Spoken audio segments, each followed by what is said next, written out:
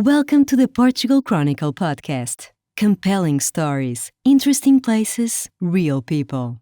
And now your hosts, Mafalda Costa and Tracy Dynasson. Bem-vindos ao podcast da Portugal Chronicle. Histórias fascinantes, sítios interessantes, pessoas reais. E agora as vossas apresentadoras Mafalda Costa e Tracy Dynasson. Hello and welcome. I'm Tracy Dynasson. I'm here with Inês Mendes, who is here to talk to us about a fantastic project she has been working on in meeting ceramics and Paldolo. Yes. Okay, so for people like me who are not part of Portuguese culture, can you explain to me the importance of Paldolo, not just in culture, but to you? Yeah. So Pondolo is something that I always see in my house growing up. It's a pastry, it's a cake, like a sponge cake that you always see around Easter, Christmas, like every event that we have, like all the family gather, we always have a Pondolo on the table. And yeah, it's that symbol of like community inside the family and love and sharing. So yeah, it's a big thing around holidays. And it's so having visited the Paldolo de Margarida and seeing those things, it's also a very egg-heavy cake, but it's still light and fluffy. Yeah. I don't know how that's possible. So in Margarida, they still do the pondolo in the traditional way. So they only use eggs, flour, and sugar, and then bake it on like the ceramics baking sheet. No, baking like a big dish form, right? Yeah. So they put one on the bottom and one on the top, and that keeps the temperature inside. And so the cake, it's very fluffy, and if you squeeze it, it's always going to go back to the original form. Yeah. And the secret, and especially the secret of the Pão de Ló de Margarita, it's that it always stays in that exact form, even if you push it like really hard. I know, and I have to say, it's very delicious, and I've learned that you can eat it with all kinds of things. It's not just a straight cake. Yeah. And there's debate, I hear, as to how you can eat or should eat. Yeah, so the Pão de Ló de Margarita is a little bit more to the dry side, and we always eat it with like vinho do Porto to drink, and to eat it, I also like to eat it with cheese. But like you can eat it with chocolates or on its own. But around Portugal, we have very different types of pão de ló. In the south, we have a pão de ló that's very humid. It's like very runny, and you get like those eggs with sugar, very sweet and like different textures. But in Margarida, that's the town that I grew up in. It's like very specific and dry and fluffy, and yeah. I love it because I've actually taken to slicing it and then toasting it, Yeah, and then putting a little bit of butter. Yeah, it's really It's like good. it's just lovely. Yeah, So for you, this means community and family Yeah. and gathering, and you've now interpreted this completely into your ceramic arts, which is just fascinating. How did you come across or decide this is what I'm going to do? So I actually went back to my hometown and I started this space. And I wanted to do a collection that represented like me coming back and what Felgueiras represented to me. And Felgueiras represents a lot of family and a lot of memories growing up, a lot of stories of my grandma. Actually, when my grandma was little, she used to work at night in the Pão de Ló factory. Oh wow, that's Yeah.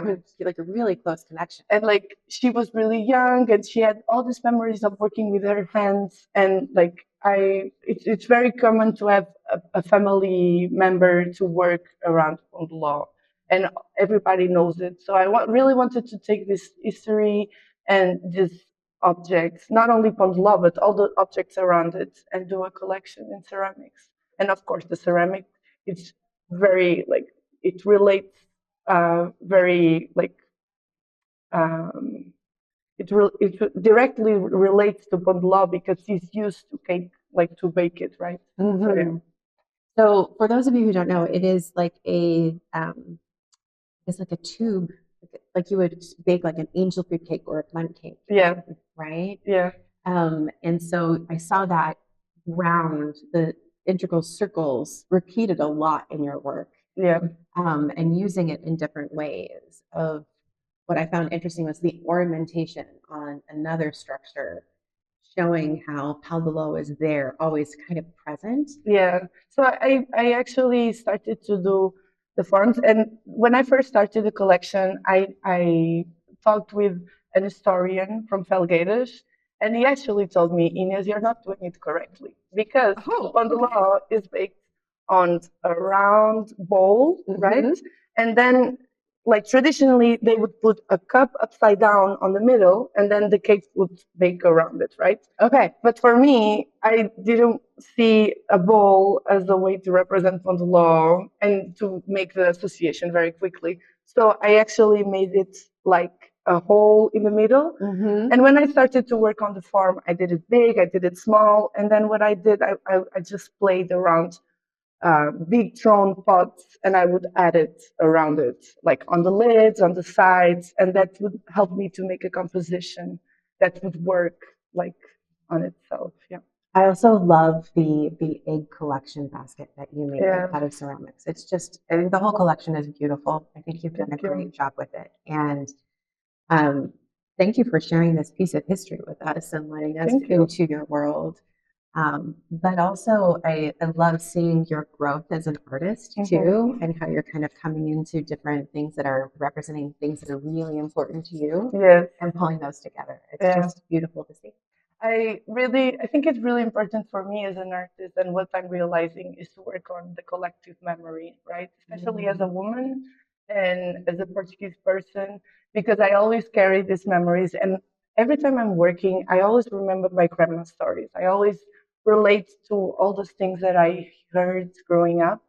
And in the technical part, for me, it's very fascinating to work on the wheel because every time on the wheel, I get better. And for this collection, I really wanted to throw big pieces, and I'm finally being able to do them more.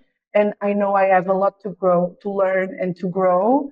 But it's really fun to me also realize like I can do more things, you know, because in the beginning I wanted to do big pieces on the wheel, but I didn't have the skills yet. So yeah, I'm excited also to learn in the next years and to get better and better in the technical side so I can apply on my work. The element of traditional historical memory is just so important to maintain and capture because particularly in modern world, it feels like those things were becoming less and less important, but they're so integral to culture and who you are as a person. Yes, it's true. And I think like when I talk with younger people, and I know I'm young, but it's like I I always I see everybody wants to have a personality that is general, right? And it's like worldwide. And especially like this tradition is being lost because the influence of social media and the presence of like all those references at the same time in your phone, right?